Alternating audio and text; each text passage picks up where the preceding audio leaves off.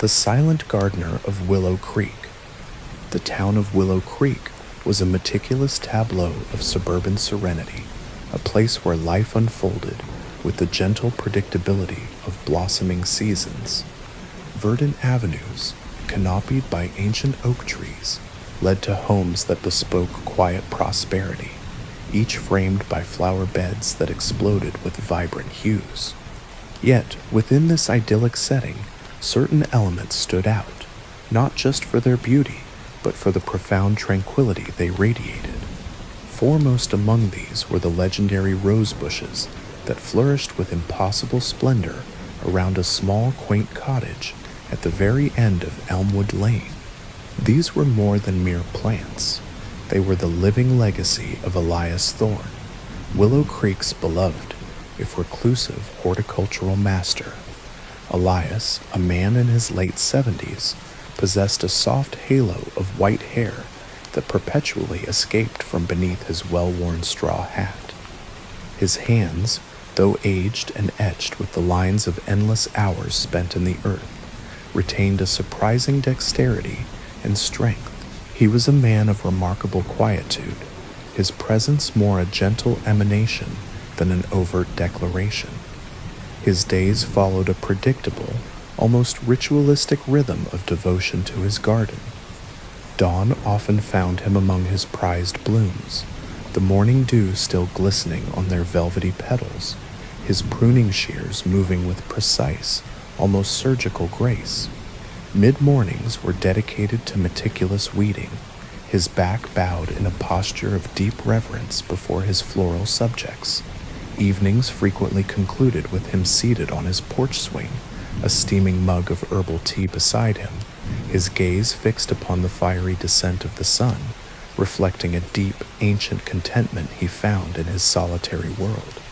Elias's roses transcended mere plant life. They were intricate, living sculptures, each perfect bloom a testament to his unparalleled skill and boundless patience.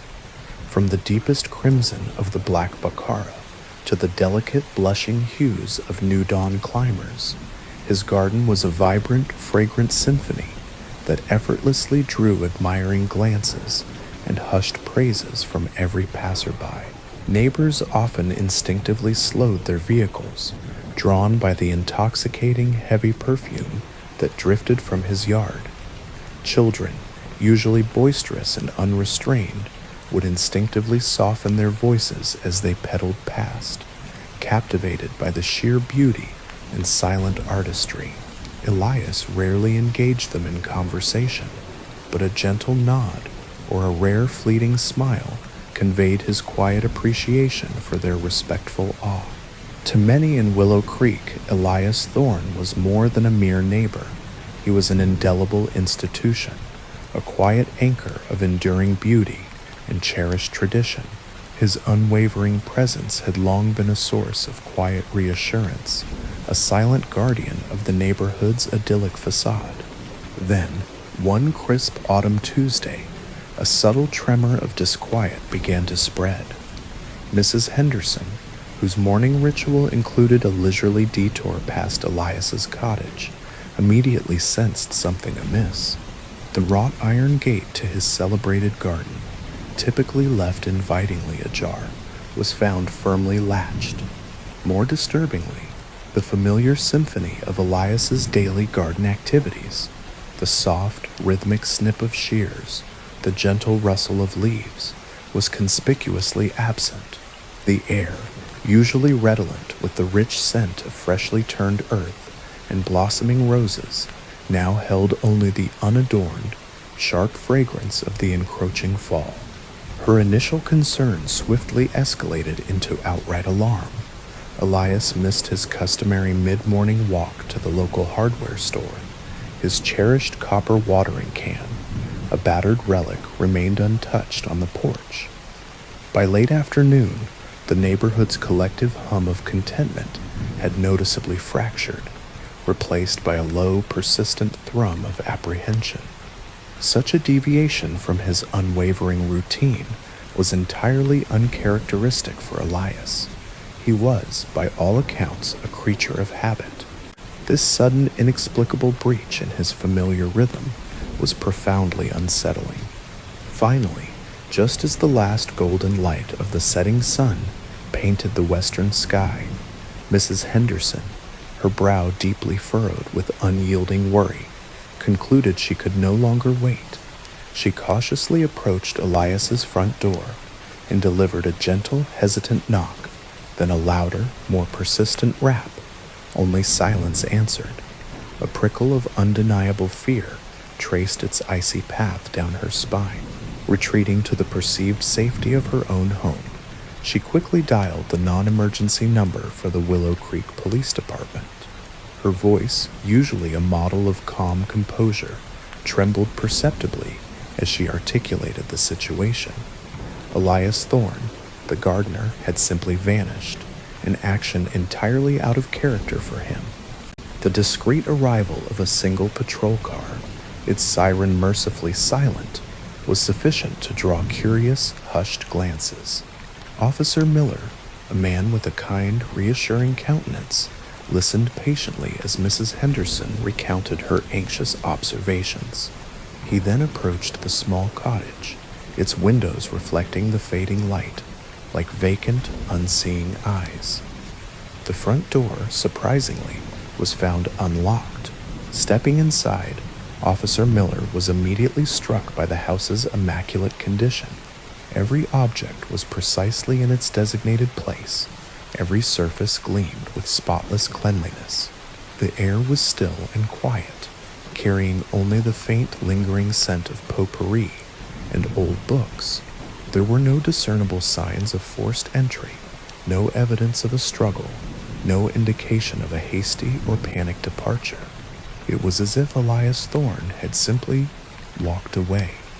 Yet, a profound sense of unease settled upon the officer. The house, despite its impeccable neatness, felt strangely devoid of life, a perfectly preserved shell awaiting its absent occupant. On the small kitchen table, a half-finished cup of tea sat beside an open book, a well-worn botanical guide. It appeared Elias had been in the very midst of his quiet evening ritual. A serene moment abruptly, inexplicably interrupted. His keys hung on their customary hook by the door. His wallet rested undisturbed on a small table in the hallway. Nothing of apparent value seemed to be missing. It was as if Elias Thorne had simply evaporated into the tranquil evening air, leaving behind only the unsettling void of his absence and the silent testimony of his perfect, unblemished home. The mystery of the missing gardener of Willow Creek had just begun its quiet, yet profound, unfolding. The initial days of the search for Elias Thorne were characterized by a peculiar blend of quiet desperation and polite formality. Willow Creek, unaccustomed to anything more dramatic than a lost pet, found itself grappling with a genuine mystery. Officer Miller, assisted by a handful of colleagues from the small local force, meticulously scoured Elias's cottage and the surrounding property. Every rose bush was gently parted, every garden gnome lifted, every patch of soil examined for signs of disturbance. The small, impeccably organized shed, filled with an array of gleaming tools, offered no clues. His well-used gardening gloves lay neatly folded on a workbench, as if awaiting his return. The immediate neighborhood became a hub of hushed activity. Neighbors, many of whom had known Elias for decades, were interviewed. They all echoed the same sentiment. Elias was a creature of habit, entirely predictable, utterly harmless. Mrs. Henderson insisted that he would not harm a fly, and certainly would not leave without a word. Mr. Peterson, 2 houses down, corroborated, noting Elias never missed a day with his roses, and expressing a feeling that his absence was simply wrong. None could offer any insight into recent visitors, arguments, or changes in Elias's behavior. He was, to them, simply Elias, the silent gardener, forever tending his roses. As the ground search yielded no immediate results, The investigation broadened. Officer Miller ran standard background checks, a routine procedure for any missing person. Elias Thorne's name, age, and last known address were entered into state and national databases. The initial checks came back clean. No criminal record, no outstanding warrants, no history of mental illness or wanderlust. He appeared to be exactly what he presented himself as, a quiet, elderly man living a simple life. However, the longer Elias remained missing, the more the mundane details of his life took on an unsettling significance. His finances were in order, but modest. He had no known living relatives, a detail that surprised few, given his solitary nature. He received a small pension and seemed to live frugally, yet comfortably. The only oddity was a series of small, regular cash withdrawals from his bank account, always on the 15th of the month, always the same amount, and always in a town nearly 200 miles away. Oakhaven. Oakhaven. The name resonated faintly in Officer Miller's mind, a ghost of a memory from an old case file he'd perhaps skimmed during his academy days. It was a smaller, more industrial town than idyllic Willow Creek, known more for its faded factories than its blooming gardens. The consistent withdrawals were curious. Elias had no obvious reason to frequently visit Oakhaven, let alone extract cash there. It was a loose thread, perhaps inconsequential, but in a case with so few leads, every thread needed to be pulled. Miller decided to investigate Oakhaven more closely. A quick search of old police reports and news archives connected to Oakhaven revealed a chilling cold case, one that had haunted the region for decades. The Oakhaven disappearance. It concerned a young woman named Clara Jenkins, who had vanished without a trace from a carnival in the summer of 1972. She was 19 years old, bright, artistic, and full of life. Her disappearance had sparked a massive search, but no body was ever found, no suspect ever definitively identified, and the case eventually faded into the frustrating annals of unsolved mysteries. It was a case that had captured regional headlines for months before slowly slipping into forgotten history. The cold case file was voluminous, filled with faded photographs, grainy newspaper clippings, and meticulously typed witness statements. As Officer Miller sifted through the dusty papers, a single detail leaped out at him, a name tucked away in the very last pages of the initial witness list. Elias Thorne. The file stated he was a casual acquaintance of Clara Jenkins, a young man who had worked part-time at the carnival during the summer of her disappearance, helping with the ride maintenance. He had been interviewed briefly, provided an alibi, which was never fully corroborated, but also never disproven, and was quickly dismissed as a person of interest. He was just one of many fleeting acquaintances who knew Clara, but not intimately. The file described him as quiet, polite, and cooperative, a description eerily similar to the Elias Thorne of Willow Creek. A surge of adrenaline coursed through Officer Miller. Could this be the same Elias Thorne? The age would fit. The quiet, almost withdrawn demeanor would fit. Was it a coincidence that Elias had moved to Willow Creek, a town so vastly different from industrial Oakhaven, just a few years after Clara's disappearance? And why the monthly withdrawals for decades from an Oakhaven bank? It was too much to simply dismiss as chance. A shadow, indeed, seemed to have quietly followed Elias Thorne for years, and now that shadow had seemingly caught up to him, or perhaps he had finally chosen to confront it. The search for a missing elderly gardener had just taken a profoundly unexpected and unsettling turn, plunging Willow Creek's quiet calm into the murky waters of a decades-old enigma. The revelation of Elias Thorne's past connection to the Oakhaven disappearance struck Officer Miller with the force of a cold, hard truth.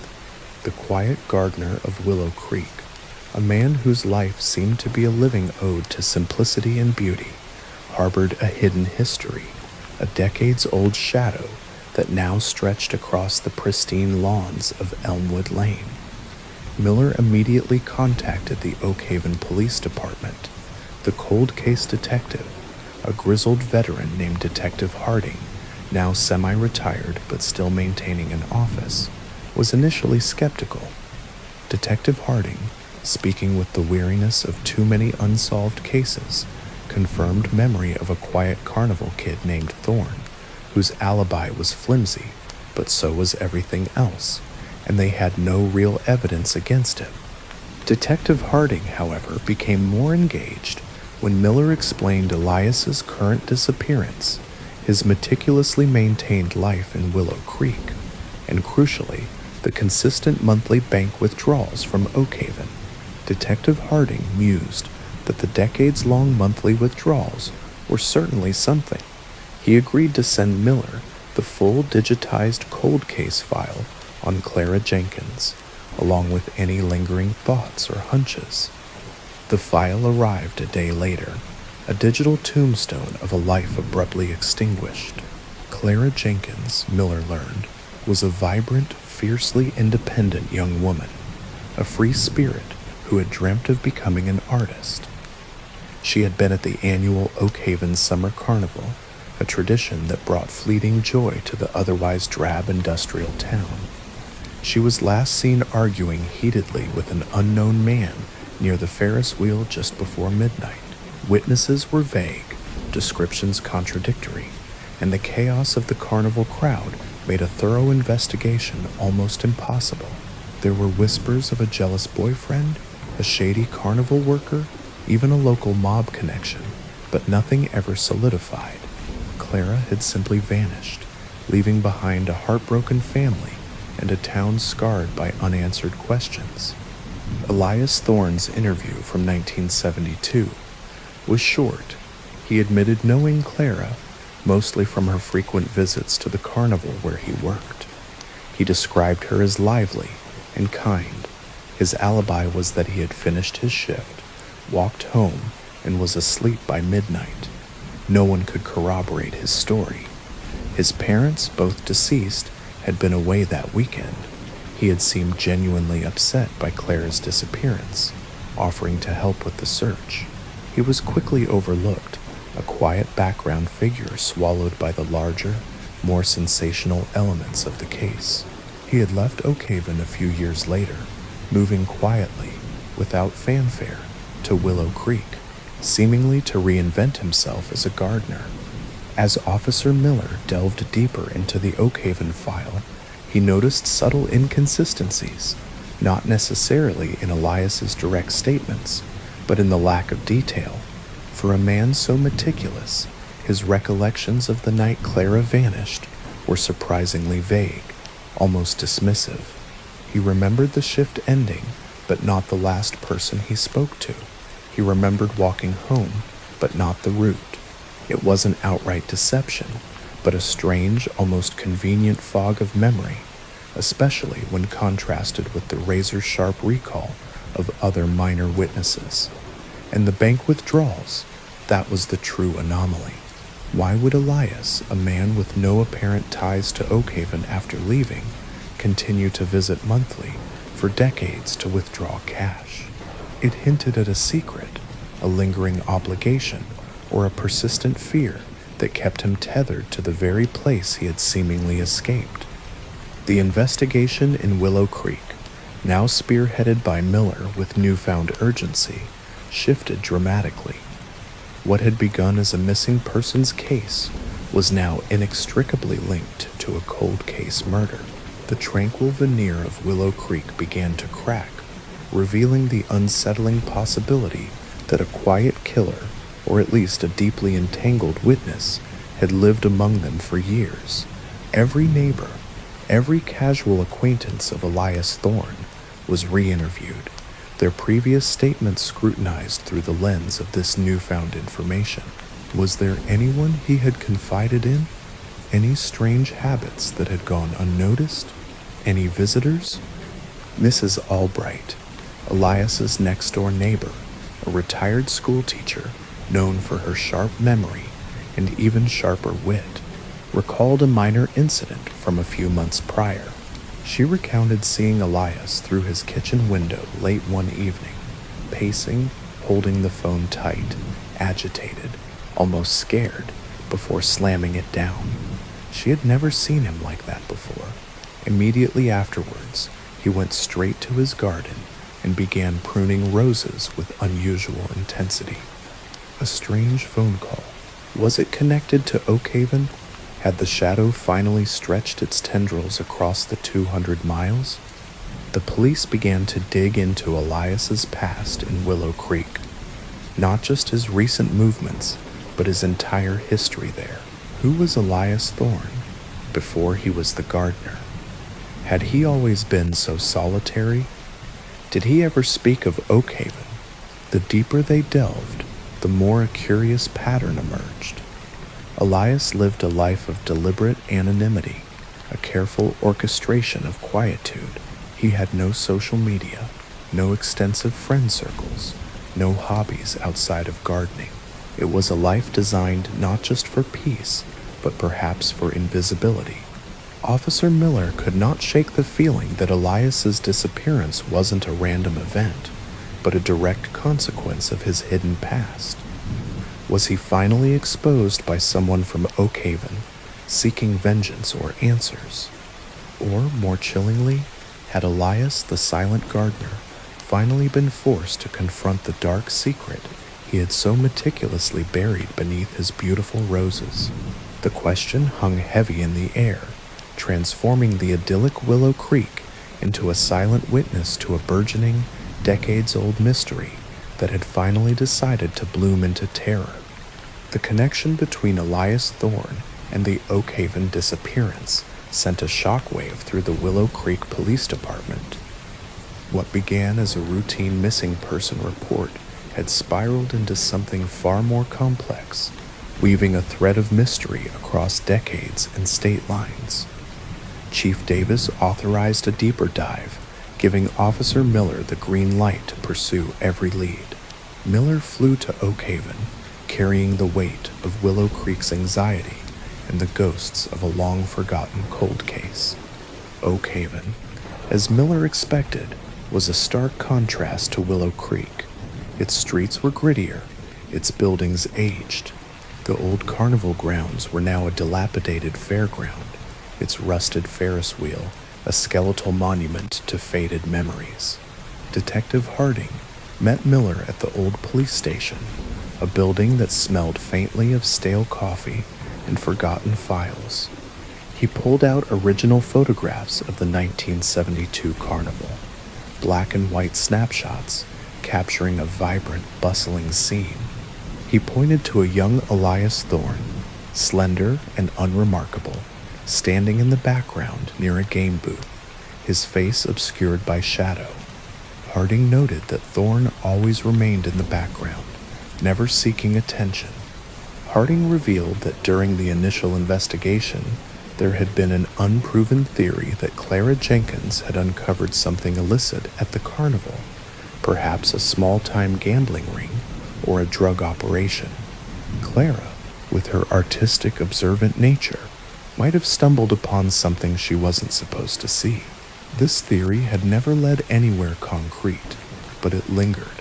Harding explained that they had looked into everyone, but Thorne, being just a kid, did not fit the profile of the rough types involved. Miller, however, now saw Elias's quiet demeanor not as innocence, but as a potential cloak.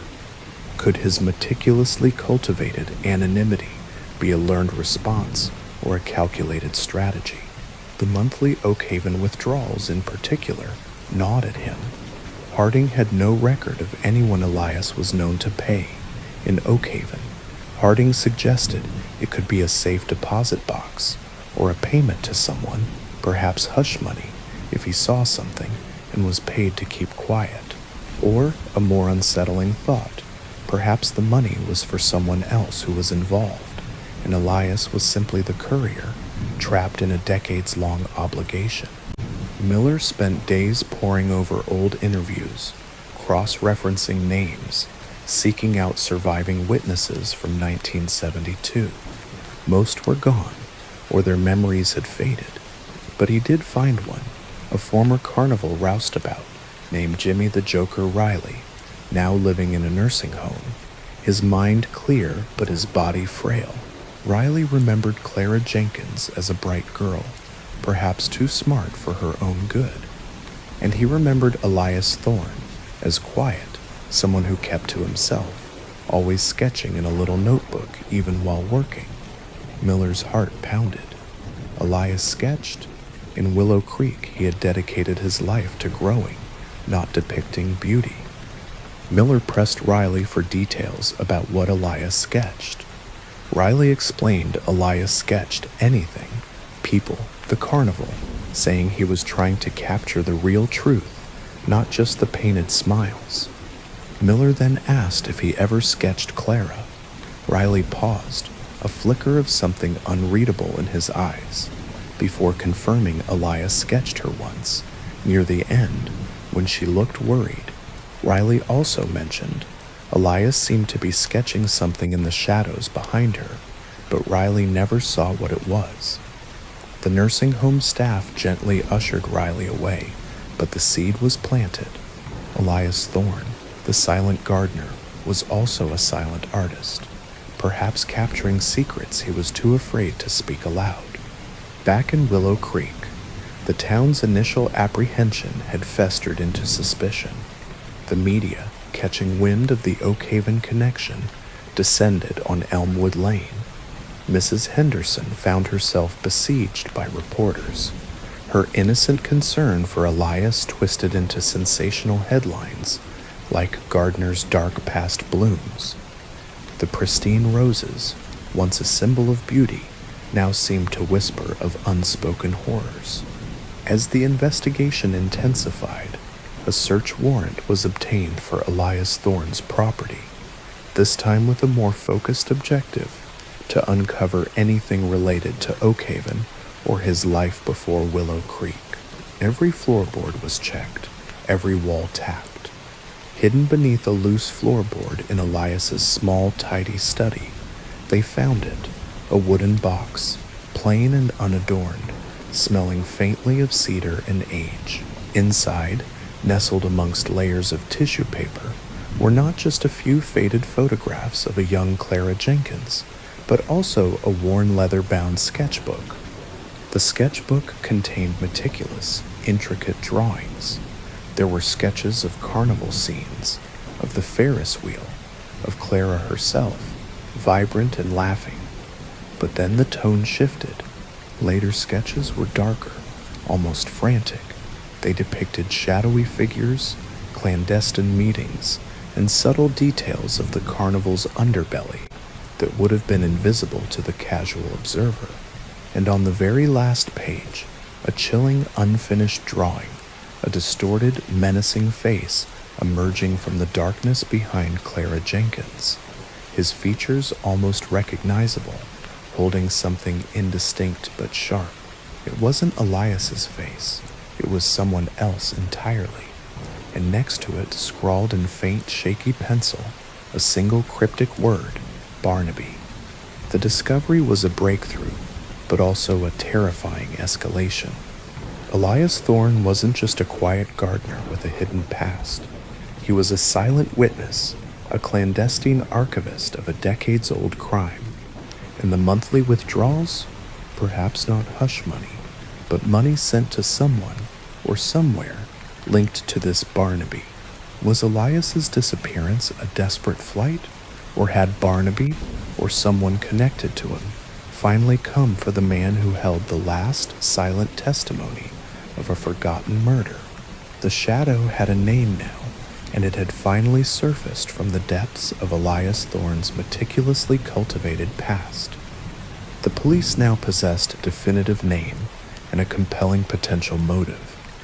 If Flynn was indeed the Barnaby depicted in Elias's sketch, and if he was the individual responsible for Clara Jenkins's likely demise, then Elias had unwittingly documented the face of Clara Jenkins's probable killer, or at the very least, someone intimately involved in her tragic fate.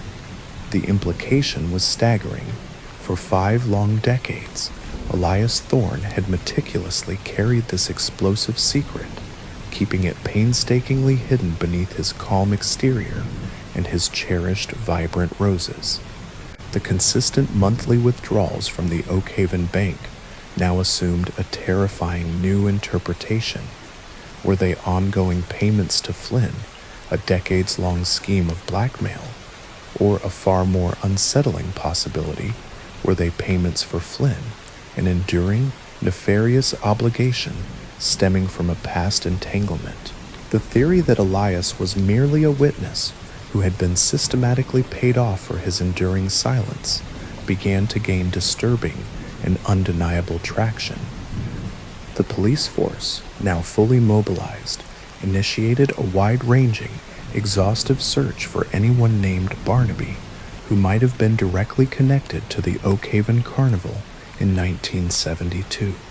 They systematically cross-referenced old employee rosters, local business records dating back to that era, and obscure criminal databases. The task was daunting, given the half-century that had elapsed and the transient nature of carnival workers. Yet the escalating urgency of Elias's ongoing disappearance fueled their collective determination. Miller intently focused on diligently following the intricate threads originating from the sketchbook. The drawings depicting shadowy figures and clandestine meetings strongly hinted at the darker, illicit underbelly of the carnival that Detective Harding had previously alluded to. It was now clear this extended far beyond mere petty gambling or illicit drug dealings. There were subtle, yet disturbing details suggesting something far more sinister. One drawing, nearly completed, depicted a shadowy figure discreetly passing a small bundled object to another individual near a deserted, overgrown section of the fairgrounds. The faces of the figures were deliberately obscured, yet their postures unmistakably conveyed an atmosphere of intense secrecy and illicit exchange. Miller pondered if Elias could have possibly witnessed and meticulously documented something that transcended the boundaries of ordinary criminal activity. A crucial breakthrough materialized from a wholly unexpected source. The retired carnival historian, now a valuable if eccentric source, vividly recalled Barnaby Barty Flynn. Flynn had been described as a gruff, physically imposing figure who notoriously managed some of the more unsavory game booths at the 1972 Oak Haven Carnival. He possessed a well-known reputation for aggressive intimidation and was widely rumored to harbor extensive connections to organized crime. The historian's description of Flynn's gaunt face and piercing eyes bore an eerie resemblance to the menacing features in Elias's unfinished sketch. Flynn had inexplicably vanished from the carnival circuit a few years subsequent to the Oak Haven disappearance, leaving no forwarding address. Back in Willow Creek, the quiet, unsuspecting town began to brace itself for the impending storm. The local media, having caught immediate wind of the sensational Oak Haven connection, descended upon Elmwood Lane. Mrs. Henderson found herself unexpectedly besieged by persistent reporters, her innocent, heartfelt concern for Elias tragically twisted into sensationalized headlines. The pristine, once-admired roses of Elias Thorne's garden, formerly a cherished symbol of inherent beauty, now seemed to whisper chillingly of unspoken horrors and long-buried secrets. As the intensity of the investigation escalated dramatically, the police began to theorize that Elias's disappearance wasn't voluntary, nor a simple accident. It was an abduction, a final desperate act by someone from his past to ensure the secrets of Oak Haven remained buried. The search expanded far beyond Willow Creek extending into the network of contacts associated with Barnaby Flynn from the 1970s.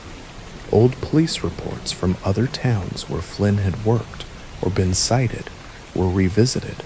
Every faded lead, every forgotten detail was re-examined. The question was no longer just where Elias Thorne was, but who had taken him, and why now, after all these years, had Flynn finally resurfaced to eliminate the last living link to his past crime? Or had Elias, in his elderly years, perhaps felt a final surge of conscience, deciding to expose the truth, only to be silenced before he could?